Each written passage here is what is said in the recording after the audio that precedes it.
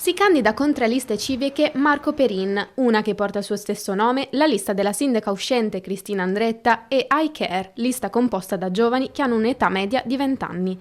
Da vice sindaco uscente, Perin ha le idee chiare su ciò che deve fare per la cittadinanza. La priorità prima sarà approvare il piano di interventi.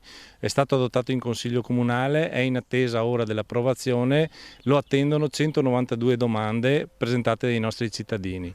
La seconda cosa sarà attuare gli interventi previsti dal PNRR. Siamo stati assegnatari di più di 10 milioni di contributi di questi fondi importanti e quindi ci attiveremo da subito per avviare le opere previste e realizzarle nei tempi stabiliti dalla procedura.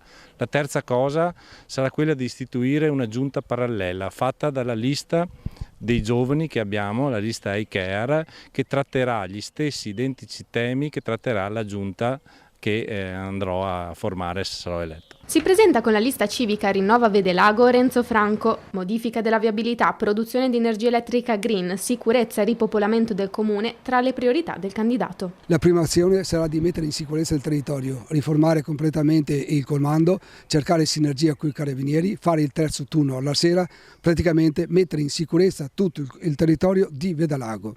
Grazie. Vedelago ha un problema di sicurezza secondo lei? Sì, certo.